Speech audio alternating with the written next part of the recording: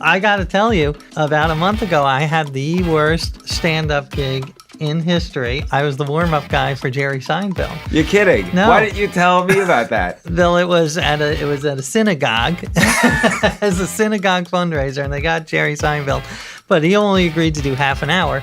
So they had to fill out the hour, and they asked me to do it, and I'm not even a stand-up comedian.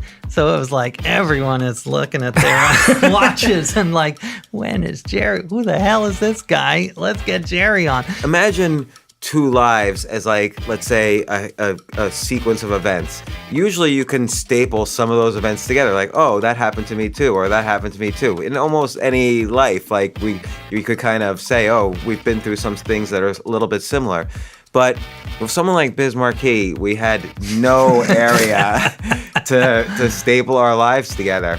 And not only that, then I further exacerbated the problem by saying, just a friend. How does it feel like that? Just a friend was the main thing people know you by, and that's the song he did in the 80s. So 35 years ago or whatever, or 25 years or 28 years ago. And he's like, no, I've had many hits since Just a Friend. And I'm like, yeah, but when I go to your website, it just plays Just a Friend as soon as I hit your website. And if you go to anybody in China, they know Just a Friend and none of your other songs. And he's like, no, I had this, I had that, I'm a Nickelodeon. And I said, I know all that. And he basically just hung up.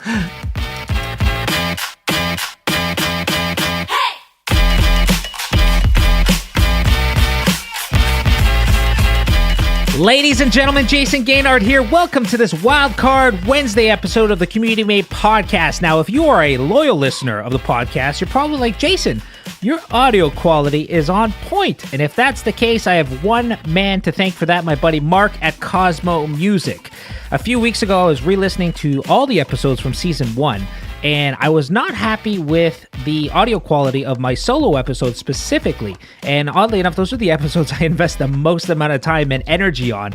And I ended up posting to Facebook, asking friends of mine in the podcasting space what is their favorite equipment, because I was very naive. I had just a microphone plugged right into my laptop, and any audiophile will tell you that is a big no-no, which I simply did not know at the time. And had a lot of friends kind of comment on that thread, and then ultimately went to go visit my friend Mark, who owns Cosmo Music. Cosmo Music is the largest, I think it's the largest music superstore in the world, at least in North America. They're 56,000 square feet. And when I showed up to his superstore, he had every single product that was recommended in that Facebook post, and there's probably 50 or 60 comments. He had it laid out on the table, and we walked through it all, and I wanted a system that would produce great audio quality, but wouldn't be complex or complicated in any sense. And I'm looking at it right now. I have some kind of flashing light and a few dials that I don't know what they do, but I think my audio is coming through fine. So thank you, Mark. With that said, let's get into this episode. Now, you're probably like, what is this so-called Wildcard Wednesday? Well, you probably know that Community Made is released in seasons, and every season is themed. So season 1 was all about scale and questioning your goals. Season 2, which I'm working on right now as we speak, is all about how to grow, how to nurture, and how to amplify your business relationships. Season 3 is also going to be about creating raving fans, and I don't want to let you in on season 4. I don't want you to get too excited, but every season is themed ultimately. And my belief is that some of the best conversations or interviews are when things just kind of unfold organically and you just see where the conversation takes you. With that said, sometimes those said conversations won't fit into an upcoming theme. And in this case, the conversation I'm about to share with you was far too good to just let it slip by the wayside. I mean, I re-listened to this episode a few days ago. I've re-listened to it twice in the last week, actually, and I was just in stitches. This interview was a blast to record. In it, I feature two very good friends of mine, James Altucher and A.J. Jacobs. Both of these men are unique, to say the least. James is the host of the wildly popular James Altucher podcast. He's a former hedge fund manager who lost millions of dollars of his net worth month over month for many months a few years ago until he hit rock bottom ultimately. And he's known for his especially in his writing, but podcasting as well. He's known for his transparency and his vulnerability. His blog has had over 20 million views to date, and his podcast over 30 million downloads. He's a prolific writer with over 18 books under his belt, including 40 Alternatives to College, which is actually the book that I first read of his that got him on my radar, How to Be the Luckiest Person Alive, and Choose Yourself, which has sold hundreds of thousands of copies being self-published. He's probably the most eccentric guy I know, and to prove it, the New York Times wrote an article on him called Why Self-Help Guru James Altucher Only Owns 15 Things, and I can vouch that that is true. He's been a nomad for quite some time, just Airbnb-ing for the last couple years. Very, very interesting character. AJ is another interesting man. With that said, he's an editor at Esquire magazine and has written 4 New York Times bestselling books, which every single one of these books just being unconventional to say the least. He actually just released a new book, which I'm not sure if it hit New York Times yet or not. I'll have to double check that. But in 2005, AJ released The Know-It-All, One Man's Humble Quest to Become the Smartest Person in the World, where he read the Encyclopedia Britannica from A to Z, which is over 33,000 pages, 44 million words, and basically documented all of that experience in that book. In 2008, he released The Year of Living Biblically, One Man's Humble Quest to Follow the Bible as literally as possible. And that book was really an exploration of just like the religion and the Bible, and AJ basically chronicled through his hilarious way of writing and his hilarious way of living, obeying basically everything he could when it came to, the rules and the tenets of the Bible. In 2012, he released My Life as an Experiment, One Man's Humble Quest. He's a very humble man. One man's humble quest to improve himself by living as a woman, becoming George Washington, telling no lies, and other radical tests. In that book, he went undercover as a woman, again, lived by George Washington's moral code. He impersonated a movie star and practiced one of the most, I think, interesting part of the books is where he practices radical honesty. And actually, that book, which was when? I think it was 2008? 2010, there was a part in there where he outsourced every part of his life to India, and Tim Ferriss actually leveraged that article and put it in the 4-Hour Workweek when it actually released in 2007. The original article that AJ wrote was, I think, a few years before Tim came out with his book, and so I know AJ was a huge inspiration for Tim. Funny side note, when Tim was coming out with the 4-Hour Workweek, I think it was a couple months before he published, he asked AJ if he could showcase that article in his book. And AJ's like, yeah, sure, like not a big deal, not thinking anything of it, didn't think anything would come from the 4-Hour Workweek, that it would just be like most books. And then I think a week after the book launched, Tim reached out to AJ again. He's like, oh my God, he's like, my book's a New York Times bestseller. And AJ was just blown away. And looking back in hindsight, 4-Hour Workweek has now been one of the most successful books in the last 10 years, especially in the nonfiction space. So little side note there. And one of his most recent books, his second last book, which is again another fascinating one, Drop Dead Healthy, One Man's Humble Quest for Bodily Perfection. In this episode, we talk about the art of the interview, how to build rapport with almost everyone, including celebrities, why famous rapper Biz Markie hung up on James Altucher, and why AJ and James are not only distant cousins, but they discover live on the recording that they are both opened up for the great Jerry Seinfeld. Ladies and gentlemen, enjoy this intimate conversation with James Altucher and AJ Jacobs. Well, we should do some vocal warm-ups. Do you have any vocal warm-ups you use? That's a good question. No, all three of us have very interesting voices for radio, so that's true. Well, you could do rutabaga and asparagus. That's what you're supposed to say. Just chant that over and over. Yeah, when you're in the background of TV shows, I think, isn't that what rutabaga and asparagus? I never heard that. Or peas and carrots, but I prefer rutabaga and asparagus. Well, you were just on set recently. That's true. We will talk about that. Actually, are we ready to roll now, or? I'm actually rolling right now, so. That is beautiful. We got all kinds of B-roll already. This is great. Awesome. Well, I haven't given you guys much context outside of the email I shot yesterday. So we really appreciate you guys doing this. Of course. Thanks for having us. So we did talk about a little bit, potentially offline, I don't know if it was recorded or not, that I had a podcast before, and I am in the process of relaunching it. but this time I'm batching some episodes because before it would come out every Thursday, and I'd wake up on Thursday morning. I'm like, crap, I got to come up with an episode today. So a lot of them were like solo episodes and those kind of things. But I did Solo episodes are hard because people don't always want to listen to the same voice for an hour. Yeah, I mean, the solo episodes I did, and the reason I went solo, and this helps kind of paint context for, I guess, this style of interview, is I interviewed.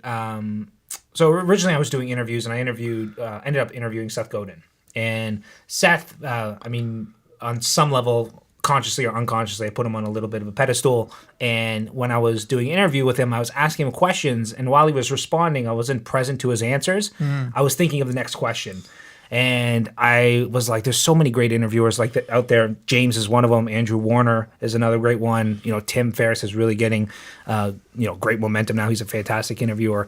I'm like, there's so many great interviewers out there. I'm not going to really, it'll take a while for me to get to their level. And I need to be able to get comfortable. So I decided on this format, which is basically sit down with two friends and organically kind of chat for, To be honest, I think I'm tired of the typical interview show. I think kind of the best shows I do are like, let's say with A.J. over here, where it's just the rapport of friends talking, and we're we're all working on interesting things, so we get to talk about that, and it's not like the standard, oh, how did you achieve such greatness, and then they tell us, and then I ask, well, then what did you do? And sometimes interviews are a little boring. We've all listened to thousands of interviews already. It's better to just hear kind of organic conversations. Yeah, no, and I've done probably about 10 thus far.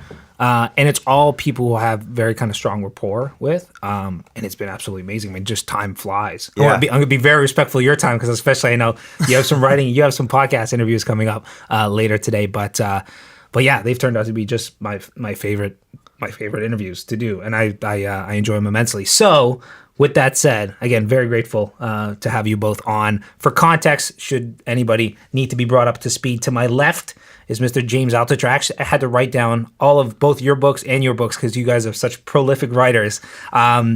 So James and I met, actually, one commonality they both share is you guys supported us at the first Mastermind Talks event, which I will never forget. We all met on the same day, actually. That's true. Actually, it's true, but I met AJ a year prior. Oh, that was amazing. We bought AJ's time.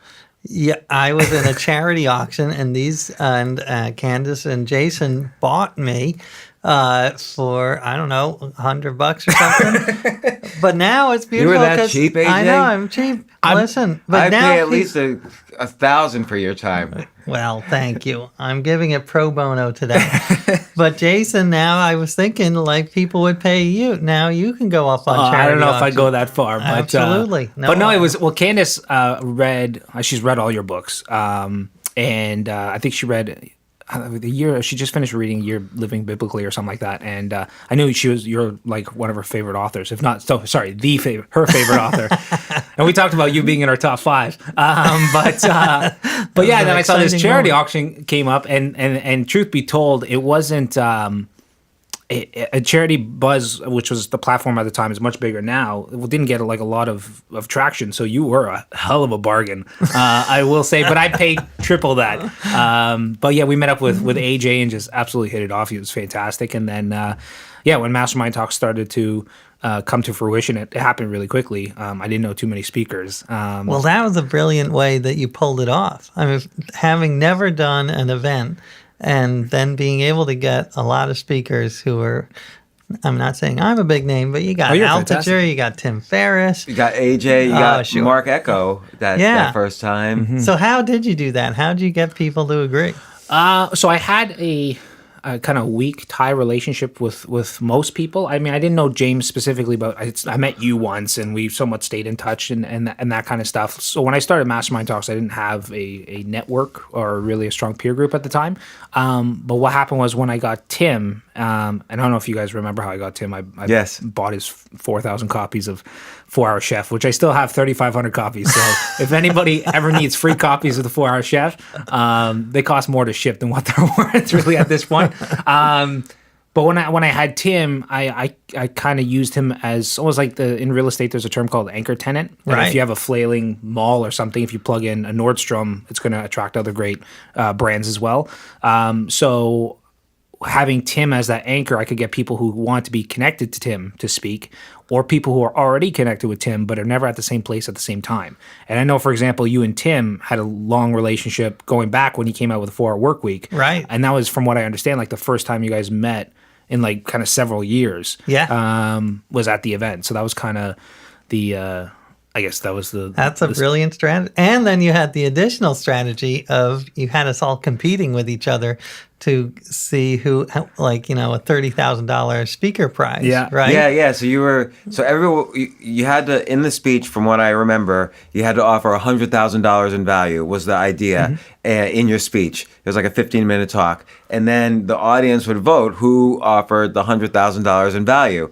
And I really wanted to win. And so I was consulting professors on what would be the right cognitive biases to trigger to try to get the audience to be a little bit, because there was like 13 speakers. So you only needed a few extra votes to I voted win. for you. Well, I appreciate that. I would, but the guy who won, was it Joey Coleman? Joey Coleman. He actually did offer specific value that was worth $100,000. Well, his strategy, as I remember, was he got a photo of everyone in the audience and then said their name, which is all you have to do. Huge cognitive bias, the name bias. That's like this publisher of a small newspaper. I read his strategy is just to print the names of the people who live in the town as often as possible. Yeah. And that really is like just, yeah.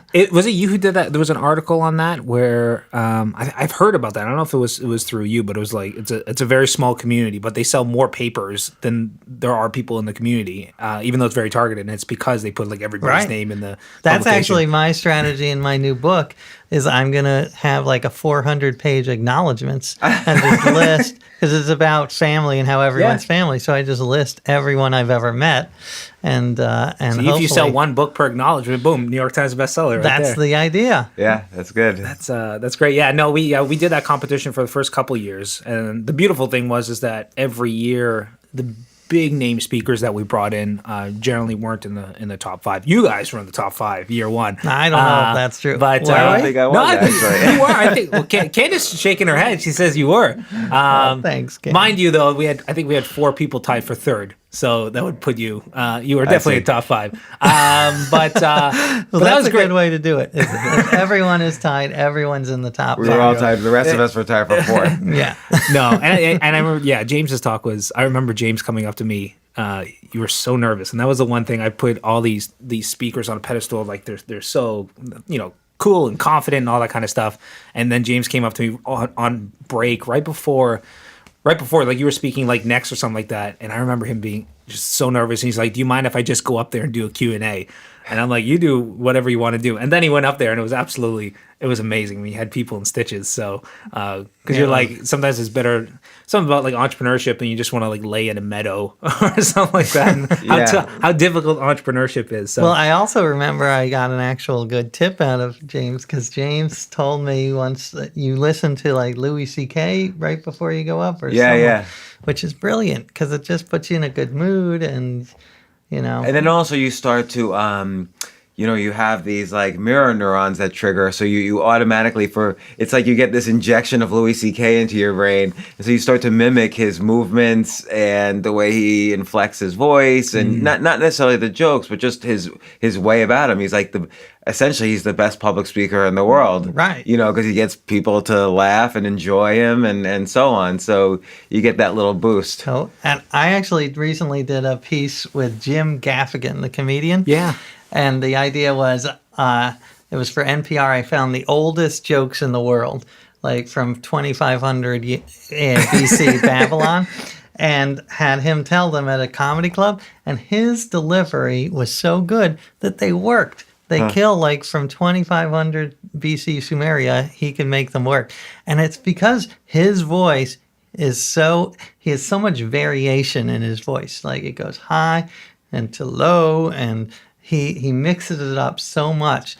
It's the exact opposite of monotone, whatever that is, multitone. Yeah. So that that was a very good lesson. For me. I think delivery might be 70 or 80% of joke telling for those guys, for stand up. Not necessarily for monologues like Jay Leno or David Letterman or those guys, but for like stand up, I think it's a big part of it. Yeah, for sure. Well, we definitely can't skim over the fact that you just did your third Yes, stand. And I will say I have one thing that I'm absolutely terrified of doing. It is on my bucket list, is to actually try stand up. I took a course and I went to one class. And you were too scared to go to I was class. terrified, absolutely terrified. Well, So, it's funny because we all do public speaking, right? And I always get nervous a little bit with public speaking, as you just mentioned, but stand-up's just a different beast because you're not going up there to talk about like a topic. You're going up there with no reason at all. Right. Like you're just going up there. They don't have any idea who you are, and they're primed to just laugh. So you have to make them laugh, and it's hard and it's scary. Well, I can imagine, because when you say, like, hey, I've got a really funny joke, and then you tell a joke, it never works. So, but stand-up is basically that. You're like, hey, I'm going to be funny. That's why whenever I write, I don't like being classed in the humor section, even though I usually am. But I'd much rather be in, like, something serious, like reference books. And then they pick it up, and they're like, oh, this is a nice surprise. But if you start something with like, this is the greatest story ever, you set that expectation, yeah. Yeah. Well, the thing with public speaking, like let's say you give a talk, let's say you're giving a talk about, I don't know, entrepreneurship.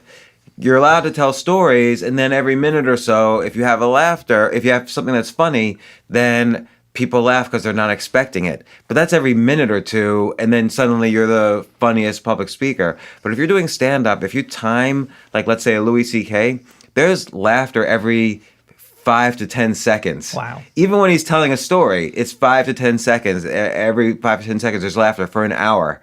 And so that's like impossible to do when you're giving like a normal talk. Right. And so you might be like the funniest public speaker, but it's totally different beast than making someone laugh every 10 seconds. What was your, again, like knowing when I met you in 2013, when you were speaking at Mastermind Talks, and was very nervous in that setting. And I'm incredibly nervous when I speak as well. But to speak on a stage as a comedian of sorts, I mean, that is absolutely terrifying to me. So, like, how did you just decide this Friday I'm going to do a stand-up gig, or is that something you planned for a while? Did you use a coach, or you just jumped right into it? No, the owner of the club knew me he had a podcast studio, so he knew me from some podcasts I had done there, and he had read my stuff. So he said, why don't you, if you ever have 5 minutes of material, just give us a call. And that, of course, is a challenge to me. So I said, okay, put me on next week. I just said it just like that. I had no material. And that gave me just a challenge to just do it. And then once I did it, I said, okay, put me on the week after. And so I did it twice in a row, and I'll do it again. But, once you give me the challenge, I'm doing it. Now, you've been a huge fan of stand-up comedy for a very long time. Have you looked into, and have you really kind of dug into like the structure of jokes and that kind of stuff? Or just, Yeah. So, but the thing is, none of that helps. The only thing that really helps, like when I interview on my podcast stand-up comedians, the one thing that the best comedians have in common is basically minimum of 12 years of almost everyday experience. So you're just not going to get really good unless you're up there a lot on the stage. So I'm never going to get that good. I just want to get a little better. But, the best ones are just, like take a Jim Gaffigan. He's probably, from beginning to now, he probably has been on like 10,000 times on stage. So, or Louis C.K. would go on like 3 or 4 times a night. Like now comedians, there's like 5 clubs in New York. They'll go on like 4 times a night, 7 nights a week to get better. Yeah. I had no clue of that until I started listening to some podcasts with comedians and, big name comedians that do big theater shows, big like auditoriums. Just hearing them, they're doing like these open mics at these small little bars. And I'm like, you're one of the best in the world, and you're still going 3-4 times a week. Well, I'll tell you, the first time I went on, right after I went on, you know who showed up at the club? Jerry Seinfeld. Really? And he went on. So I got to tell you, about a month ago, I had the worst stand-up gig in history. I was warming up. I was the warm-up guy for Jerry Seinfeld. You're kidding. No. Why didn't you tell me about that? Bill, it was at a synagogue as a synagogue fundraiser, and they got Jerry Seinfeld, but he only agreed to do half an hour, so they had to fill out the hour. And they asked me to do it, and I'm not even a stand-up comedian. So it was like everyone is looking at their watches and like, when is Jerry? Who the hell is this guy? Let's get Jerry on. It was the most stress. But you know what? But I've seen you go up on a stand-up venue, and you're good. You have a you're fun nice time. to say. I mean, it was so ridiculous that it was freeing, because it was like, I think in that case you have to lean into it and be like, hey, I'm not Jerry Seinfeld. I know that you guys just want me the hell off the stage. And that loosened everyone up, because they're like, oh, yeah, we're all on the same page.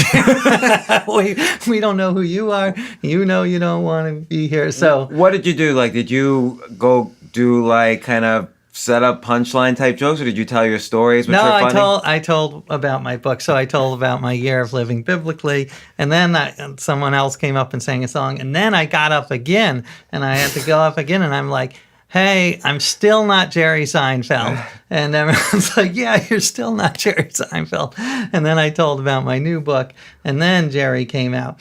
So was the expectation for you actually to do jokes, or was it just for you to kind of open up for Jerry and just share about your books? Well, I had to do about half an hour material, but it was all about my books. Because your talks are funny to begin with. Yeah. Right, that's I think what they figured. Yeah. Like it was sort of a mixture of funny but it was also That's funny hilarious. because Jerry Seinfeld, he specifically said he is not going to talk to anyone at the venue. He showed up literally like 30 seconds before his set. He said, I don't know how he knew my name. He's like, thanks, A.J., great job, even though he saw 0 seconds. And then he literally was gone the second that he said, thank you. He was out the door. He did not interact with a single person. So, and he lives right near there, right? Like, yeah. He said it was the best gig of his life because it was a block away from his house. Yeah. And he said that he was going to be in bed before the room cleared.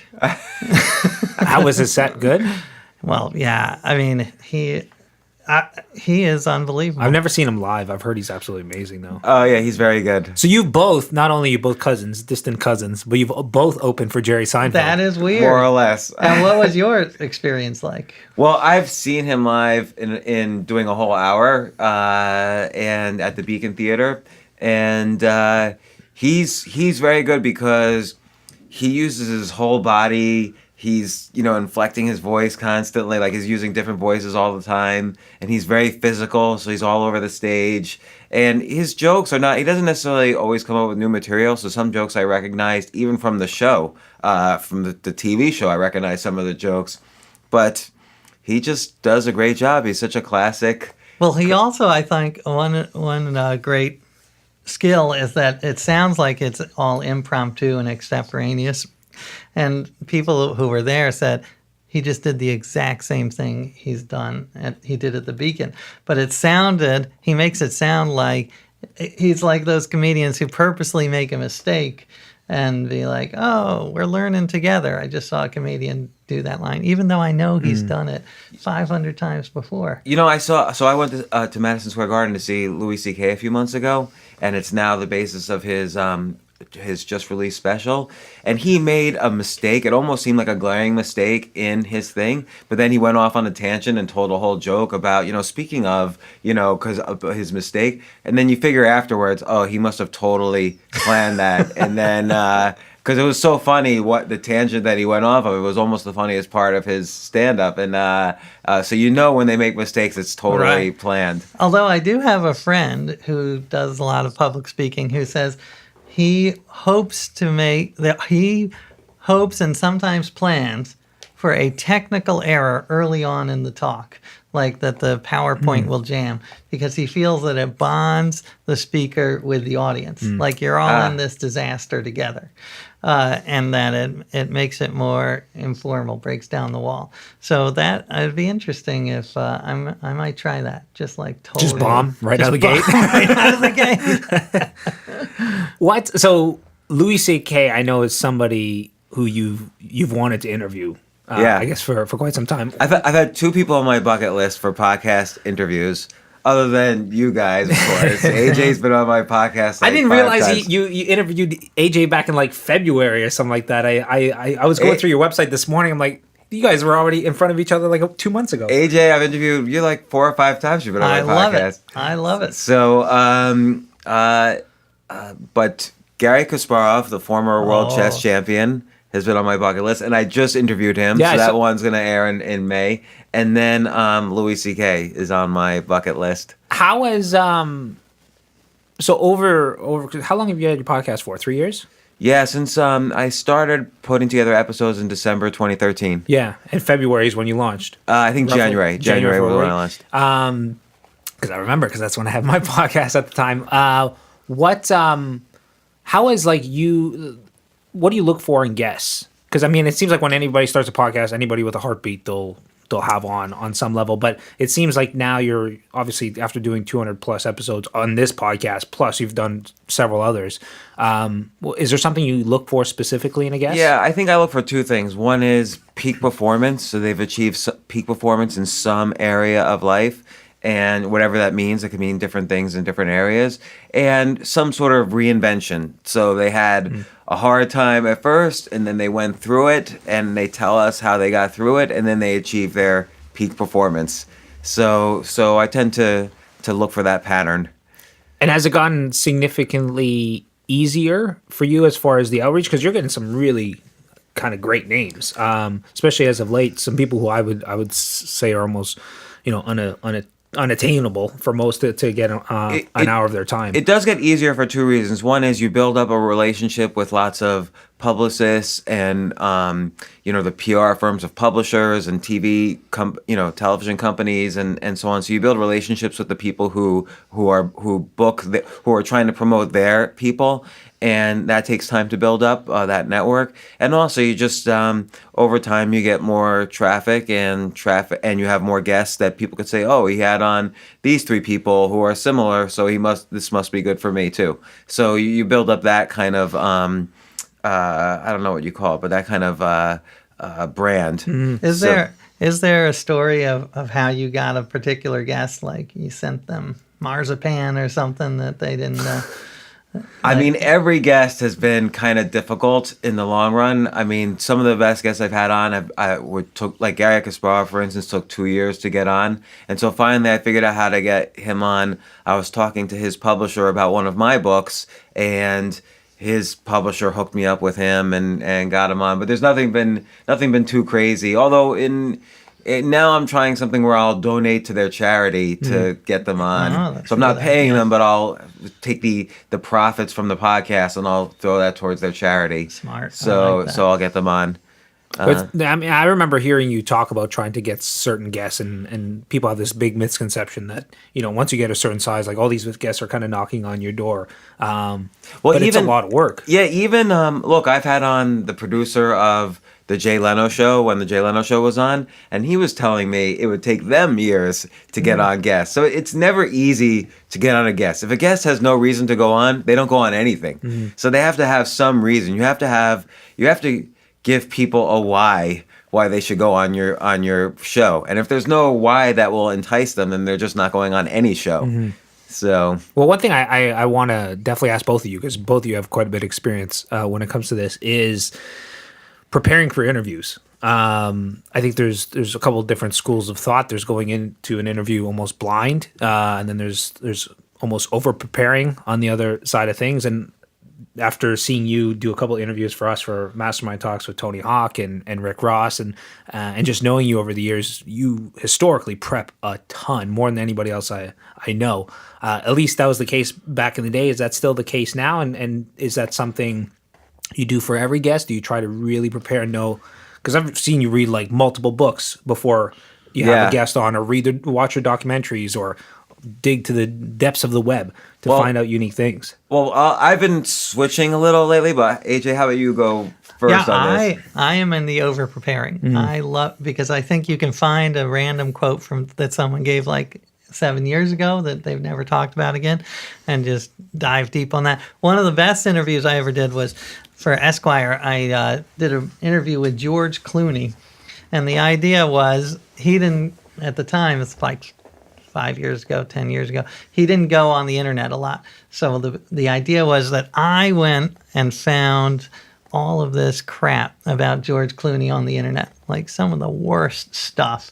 And then I just showed it to him and got his reaction. And it was awesome because That's brilliant. So, but that's not just over preparing. That's a format. That's true. It is a too. format. But it's also like I spent hours looking at like there was a website that said George Clooney is gay, gay, gay. That was the name of the website. And he said, he's like, that is not true. I'm gay, gay, but that third gay is pushing it. So he was like very into it. And there's websites about celebrities' heights. They'll debate the heights for like pages. How tall is George Clooney?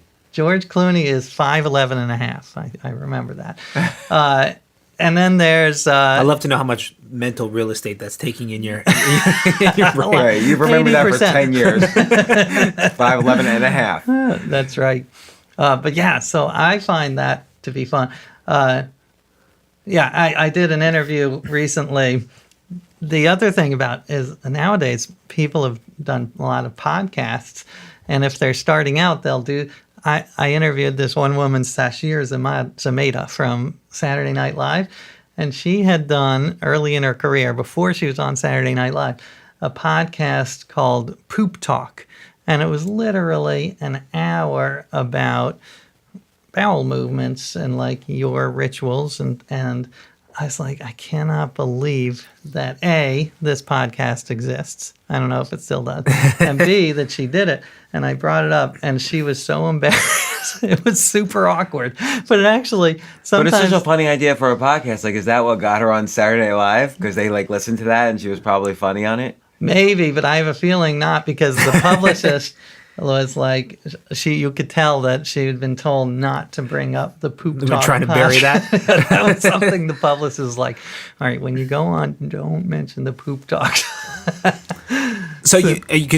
So how long is there an average time you'd spend interviewing a guest? I guess or interviewing somebody for Esquire or even for your books. I guess it's all contextual, but yeah, the longer the better. I find. I mean, it depends on the format, but certainly for Esquire, the longer the better, because also you want time not only to talk to them, but you've got to have time to open up yourself, because that's the way I find you get people to open up, is you tell embarrassing stories about yourself, and then they're like, oh, well, I can tell an embarrassing story about me. Now, this isn't when you're doing in a magazine, like you don't print your own embarrassing stories. So just theirs. Just theirs. But then in a podcast you do. I remember I interviewed Scarlett Johansson once for Esquire, and she did a great thing. Is she was like, why, I was asking her a seriously personal question, and she was like, those are so personal. I'm like, well, ask me. I don't mind. Ask me. And so she like grabbed my notebook and was like, when did you lose your virginity? What did, have you ever had a STD? And I like answered, and we did print those answers in the magazine. I felt it was only fair. But I do like that when they flip the script on you. I think it probably also builds, like, if you know nuggets about them that nobody else has brought up, it probably helps to build rapport with them really quickly, because they're like, oh, this person's really like doing their due diligence, or they're really digging in. This is different. Right. I totally agree. I think they totally appreciate, like, I remember one time I had on Adam Grant, who wrote Give and Take, and he just has come out, or he's coming out with a book with Sheryl Sandberg. And I remember I'm asking questions about almost every page of the book, but in particular, I asked him, I was curious about something in the acknowledgments at the end. And so he was very, like, he even noticed, oh, you even are asking me about the acknowledgments, because I was curious why he had, thanked a particular person. So what your approach, you said, has changed over the last little bit? Because I know, like, on the opposite side of the spectrum, I believe it's like Larry King plans out like the first question, and then after that, there's a flow conversation. And podcasting is obviously a little bit of a different medium than writing for Esquire or those kind of things, because there has to be a flow of conversation. And I know I was talking to Tim Ferriss about it, and he said, like, maybe his philosophy has changed as well, but if you over prepare, it feels like the conversation's already been had, and you're probably not as engaged and not as curious. I don't know, because, like, so for Tim Ferriss, I think I had, for Tools of the Titans, I probably did have one or two questions on every single page. And he even took a picture. I had his book I had filled with notes, like just sticking out of each page. And I over prepared, but also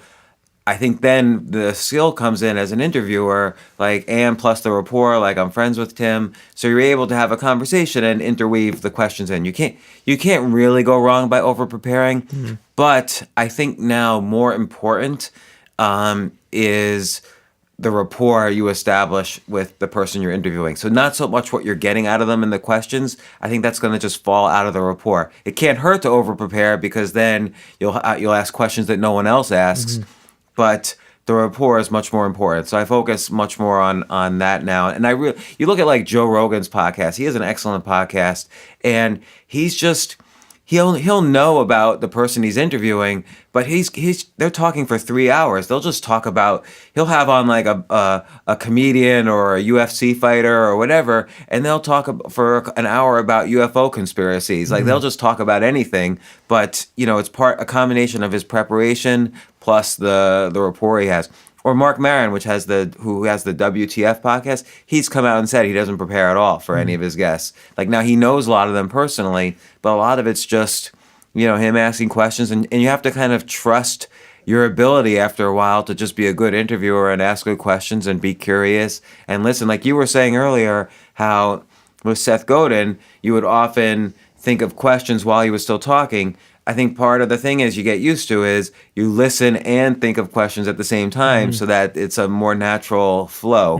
I've been let's look at the opposite end. I've been on really bad podcasts where they just, they'll ask a question, I'll give my whole answer, and then there's a pause, and then they'll say, okay, so what is your favorite color? And so you could tell they have just a list in advance, and they'll just stick to that list, and they don't really improvise.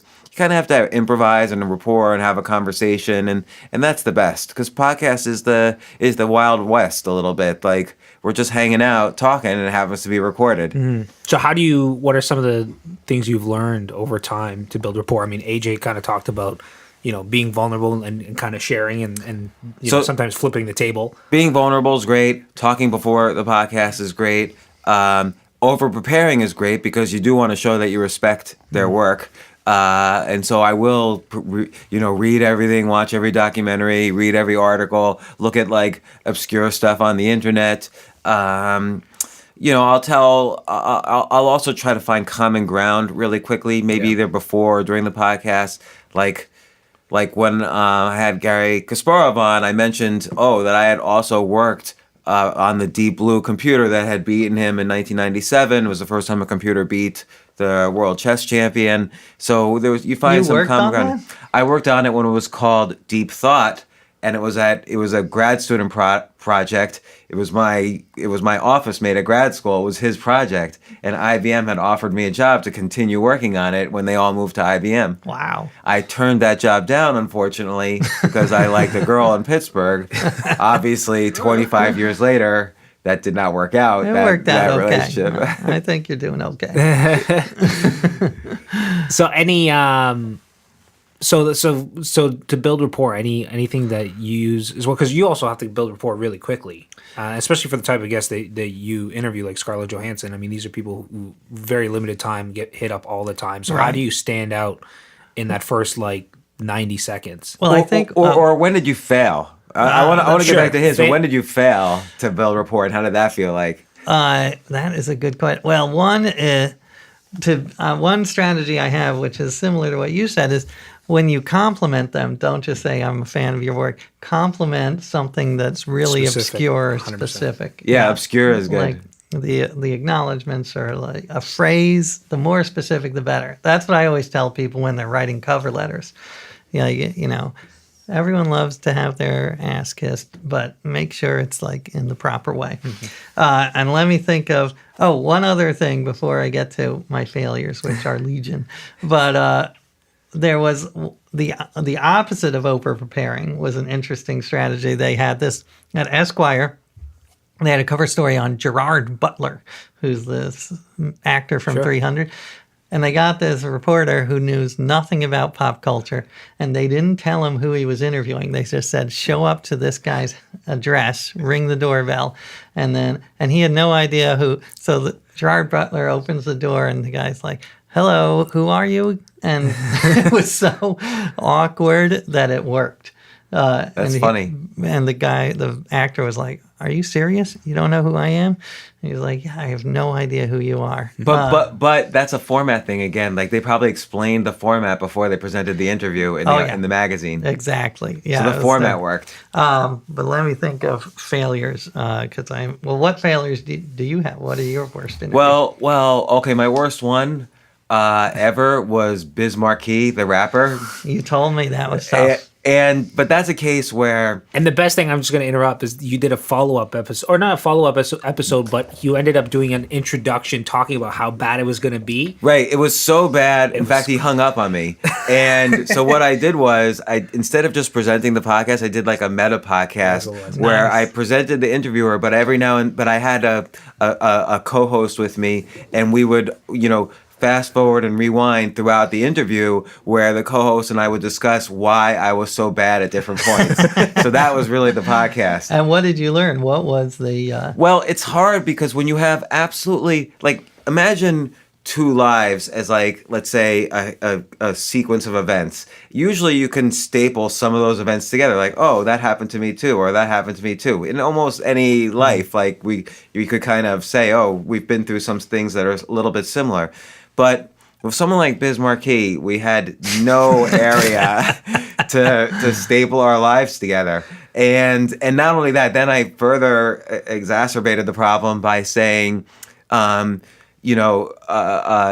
a friend. How does it feel like that? Just a friend was the main thing people know you by, and that's a song he did in the 80s. So 35 years ago or whatever, or 25 years or 28 years ago. And he's like, no, I've had many hits since Just a Friend.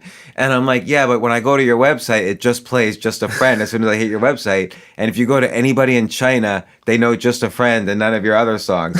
And he's like, no, I had this, I had that, I'm a Nickelodeon. And I said, I know all that. And he basically just hung up. And that was when he hung up. Yeah. And so I recently had on, and it hasn't aired yet, but Tim Kennedy. I don't know if you know who he is. He's a big MMA fighter. Yeah, absolutely. Yeah. And he's in the special forces and stuff. So I started that one off saying that this is unusual because you and I have nothing in common. Interesting. And so go right into it. And so he was on the defensive. Like, I think you'll find we'll have more in common than you think. And then we actually got along after that. Nice. And so I kind of addressed it up front as opposed to, waiting for just disaster to happen. That is, well, it's interesting because I remember Chuck Klosterman, I don't remember whether he told me or I read it, but that he often, usually reporters wait till the end of an interview to ask the awkward one, like, tell me about when you were accused of sexual harassment. He says that he opens the interview with it just because it throws people off guard and it creates interesting dynamics. I could not do that. I think people would hate. I'm afraid to be hated. I think people would hate you after that. Yeah, I know. It doesn't work for me as a strategy, but it is an interesting, Did you share your failure or did you skip over it? Well, let me think. I have many failures. I think... Hold on. Let me think of a good one. I would say, well, one of my failures was Bill Maher. Bill Maher, I interviewed a long time ago. I don't know if I'm worried that you'll get the explicit thing from this story. Oh, no, that's fine. I'll mark it. Don't worry. Okay. But this was long, and I was about to go meet him, and I said to my friend, what should I ask him? And he's like, ask him what he does before every show. And I'm like, what do you mean? He's just, ask him. So I asked him, and he's like, oh, yeah. Well, this is when he was doing Politically Incorrect a long time ago. And on HBO or ABC? This was on ABC. And I said, what do you do before every show? And he's like, well, there's a rumor that I masturbate before every show. And I'm like, oh. Well, is it true? And he's like, not all the time, but, sometimes. And then we had a long talk about masturbation, like all the different places he does it, in airplane bathrooms or whatever. And I thought the name of his show is politically incorrect. He never said, like, don't print this. This is embarrassing off the record. So that was like my lead. I just went on and on about his habits. And apparently he did not appreciate that. So, Well, doesn't he know the rules of on the record? I know, you would think. And I thought that I was doing him a favor. I thought that I was like, this is like, he'll like it. It's funny. But he was, ABC, which is owned by Disney, does not like their stars going in depth on their masturbatory habits, apparently. And yeah. So that's not a failure in the interview. Yeah. So All right. tell me about when it was you and the interviewee didn't like each other by mid-interview. That is a good question. All right. Give me a second. 'cause AJ I is know- just too lovable. He's just too lovable. It's true. It's No, true. no, And I like no. how, like, with Scarlett Johansson, you had potential for that, but you found a way to make yourself instantly likable by switching seats, basically. Right. Yes. So you that have a was natural good. instinct for that, or maybe you learned it from failure. So when did you learn All right. it? Let me think of a good failure here. Well, I would say, I've interviewed people where it was very much the Bismarcky, just monosyllabic answers. I think Sarah Michelle Gellar and we did not bond. We had, this was when she was doing Buffy the Vampire Slayer, and apparently some people on the set did not love her, and someone had put the number 666 on her trailer door, and without her permission, and I asked about that, and that was the end of the interview, basically. Would she just get up and walk out? No, but she was like, she shut down, and when you shut down, like I You couldn't can't open them up. I can't get back. When you talked about Bill Maher, I think it brought up something interesting because you both are incredibly, I guess, transparent about, especially the work you do and like living biblically and like talking about your wife and that relationship and what that looks like. And then you as well, James, are in around, I mean, the topics are kind of endless. Do you guys draw the line anywhere as far as things that you won't share? Is there any kind of protection of your personal lives, or you just put it all out there? I don't do any protection of my personal life in the sense that I'll say anything bad about myself, but I'll never say anything bad about someone else. So if I have a bad experience with someone, it's not to me to trash that other person, because how they affected me has everything to do with me and nothing to do with them. No matter how bad the situation is. Also, I don't want to do anything to hurt. Too many times people have hurt my life by saying something bad about me, so I don't ever want to do something to hurt someone else's life. But I will have nothing against hurting my own life by saying something bad about me. I'll say the worst things about myself.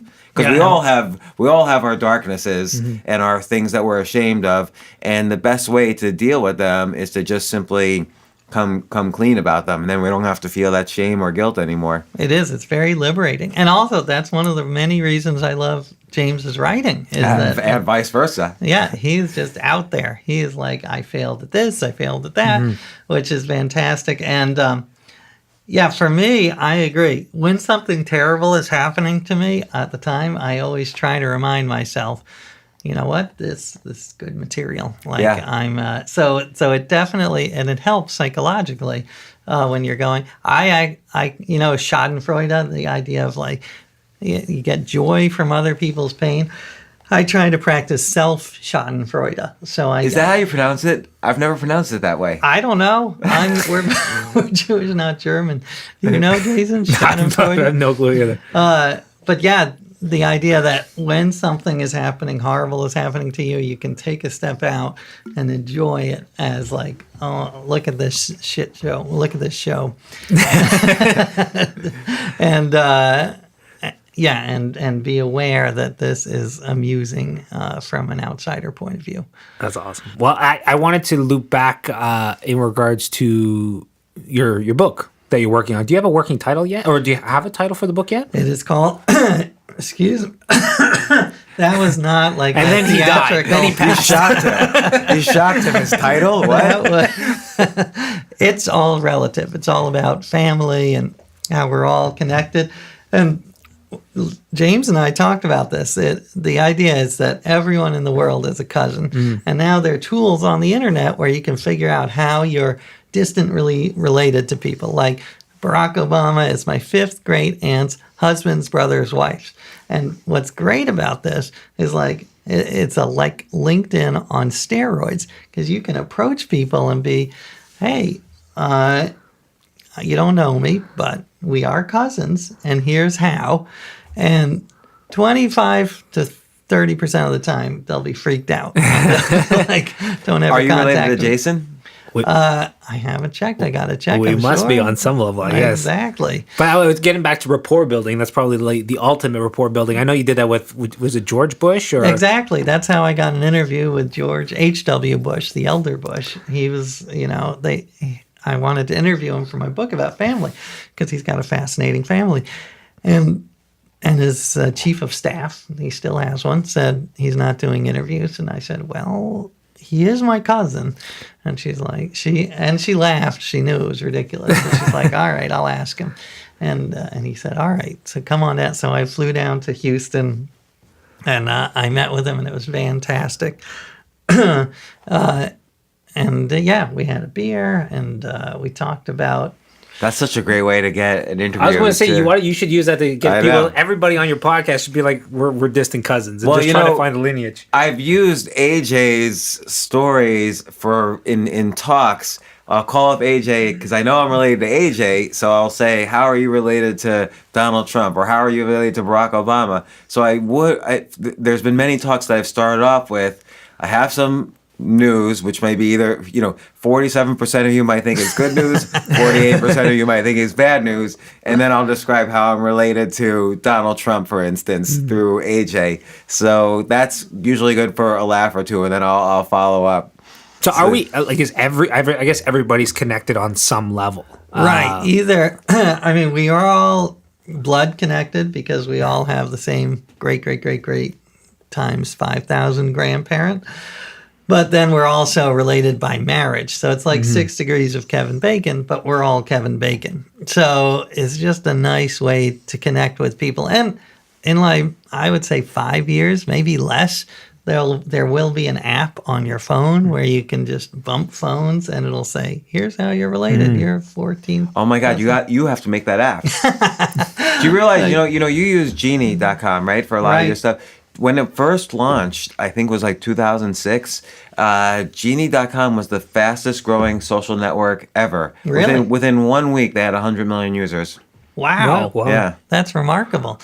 And then, Yammer spun out of Genie. That was their intra-company kind of way to communicate. It spun out to be a B2B company, and then it sold for multi-billions of dollars to Microsoft. Right. That's always like, isn't that Twitter as well? That was it was a spin out of Odeo, yeah, which was a podcast app. Yeah. Really? Yeah.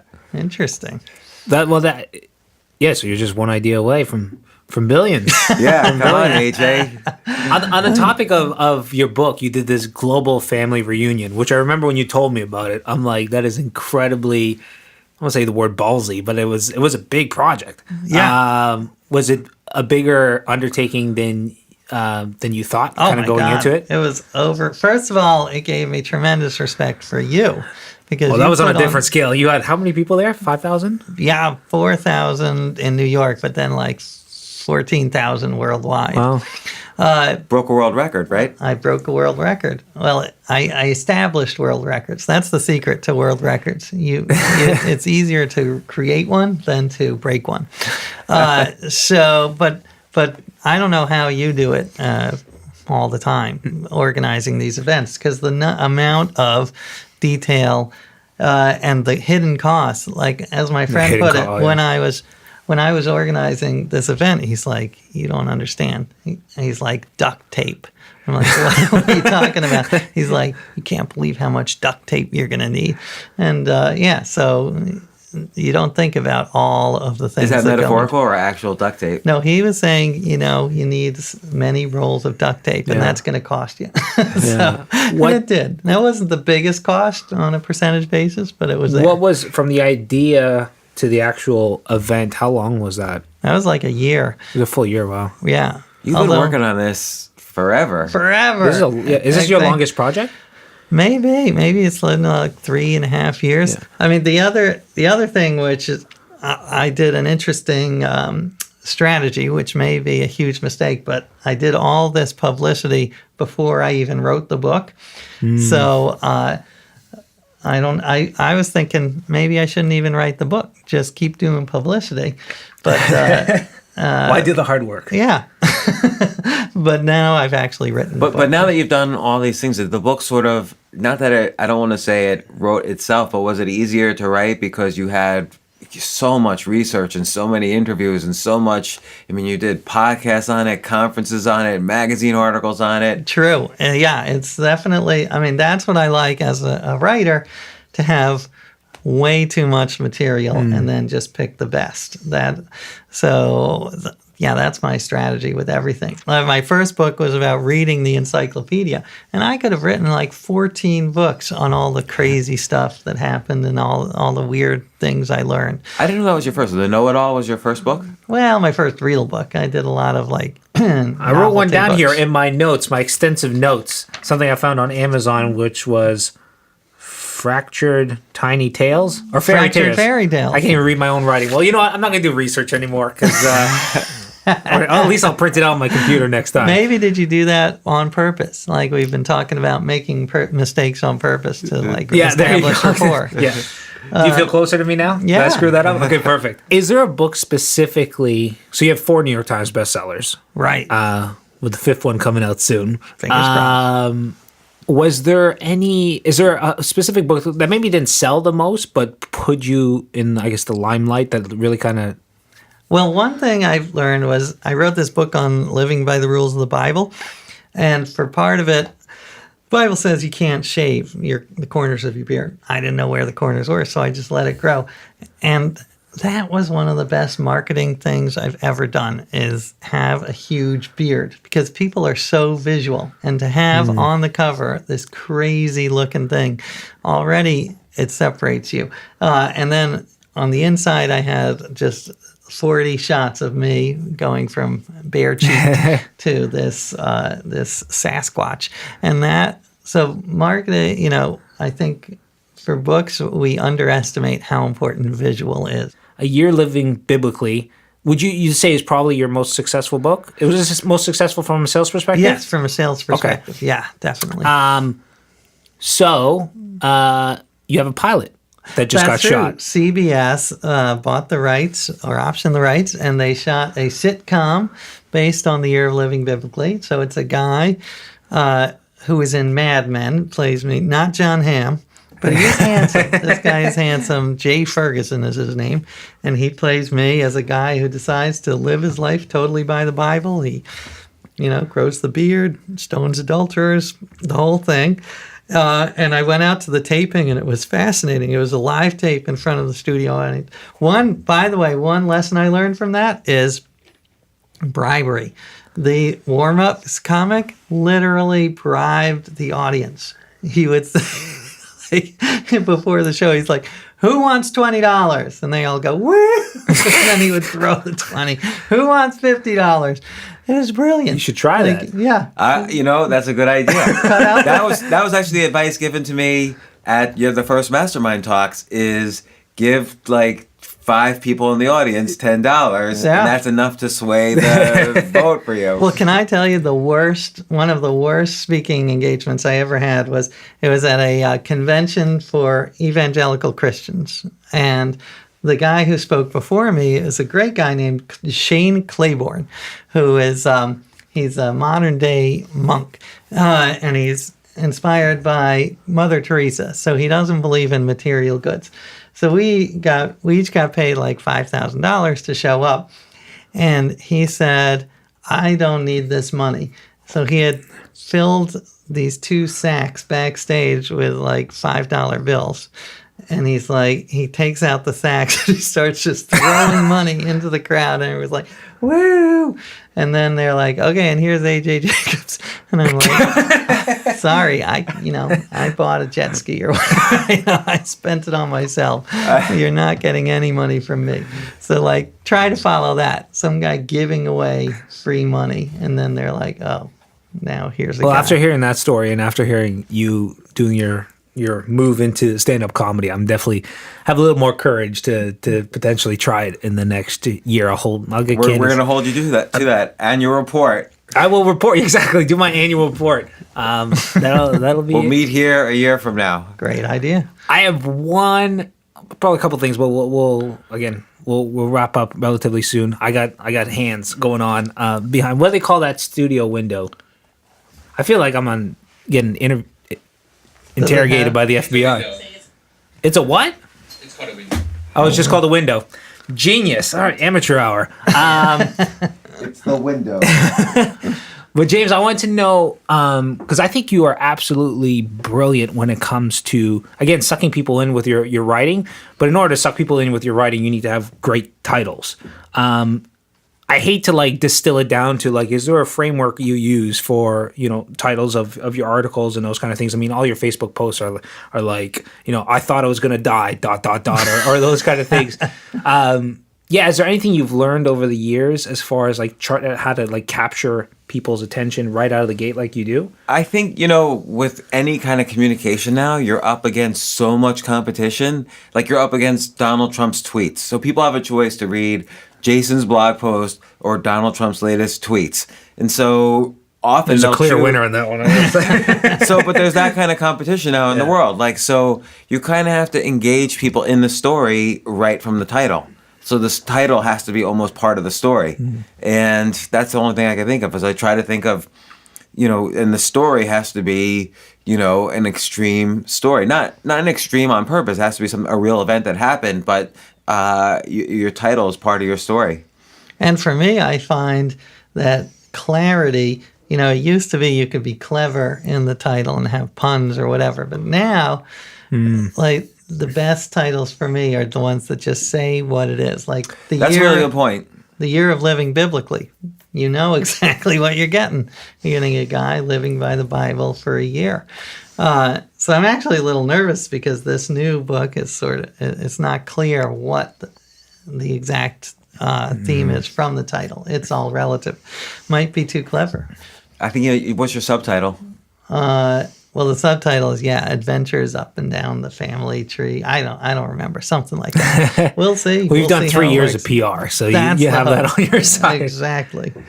So let me ask you both: if we were to meet in this studio a year from now, let's say we're doing our yearly check-in with a bottle of champagne, what achievements on your side are we celebrating, and what achievement on your side are we celebrating? James, you go. I think I'm dead. I have an 18-year-old. She's almost done being an adult. That's my job is to push these kids out to being an adult. And then what else do I have to do? It's pretty hard to live. I'm not saying this in a depressing way. It's just You're done. Yeah, I'm done. What else do I have to do? Do I really have to do more work on this planet? It's pretty hard. You've given. You know what? Top that one, I AJ. want to have a super successful podcast with James Altucher on our every week, every month we do a weird experiment. And we're doing that. We're podcast? gonna do a mini series within my podcast. Start it off that way and challenge each other to challenges. And actually, this one of our first ones is the idea that touch is an underrated stress reliever and just an underrated way to communicate. So if you wouldn't mind, there you go. Coming in? You got to come in. All right. Holding hands. Yeah, we're gonna we hold are, hands. for those who cannot see, This which is- is most people. And the we challenge are. has been to complete strangers on the that whole. is hard. It's hard. I'm going to do it as soon as I turn in my book, which is in 3 days. I've done it now 3 times. You have? Well, Yeah. don't tell me because I want to hear about it. It's hard. I don't know who's going to let go first. Is it? I'm never letting go. This is it. All right, gentlemen. He there's- wants to let go. I can I am feel his not- hands just All right. trying. You feel the quiver. Okay, 1, 2, 3, boom. All right. Perfect. I have never ended a podcast like that, and that is the first. That's incredible, guys. Really, really appreciate it. Incredibly, grateful for both of you. Again, the support of Mastermind Talks early on, and the support over the years. It's been amazing. So, Well, I love to see your success. It's And fantastic. what I have to say also, the community has been immense because look, I met AJ there. True. Met so many people there. last year when I went, I was going through kind of a personal crisis, and it was great to go out to Ojai and it was like a detox to just, like you say, a reunion with old friends and just go there. So it was a great talk. A great event. You're always, all of you are welcome back, your family. So thanks again, and we'll call it a day. Thank you, Jason.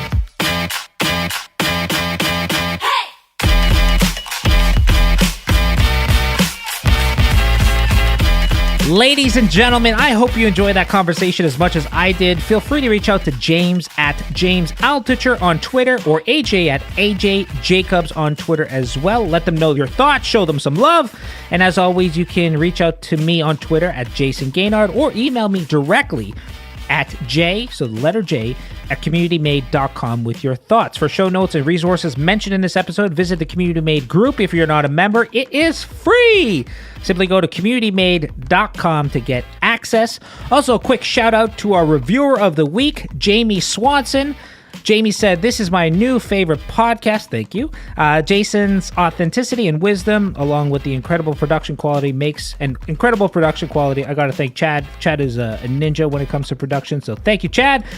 Makes this podcast incredible. I was going to binge listen on a trip, but after listening to the second episode of Why Scaling is Stupid, I actually had to turn it off and just sit and think for a while. It's great. I've already recommended it to lots of people, and definitely will continue to listen as more episodes are released. Bring on season 2. I'm already anxiously awaiting for it. I'm working on season 2. I'm working on it. It's going to be a good one. It's going to be a big season, but it's going to be great. Again, if you've enjoyed the podcast, I would be forever grateful if you got the word out by sharing it with a friend, rating it on iTunes, or leaving a review on Facebook. I appreciate your love and support. You know I do. And I look forward to releasing season 2 again in the coming weeks. I'm Jason Gaynard, and thank you so much for joining me on this episode of the Community Made Podcast.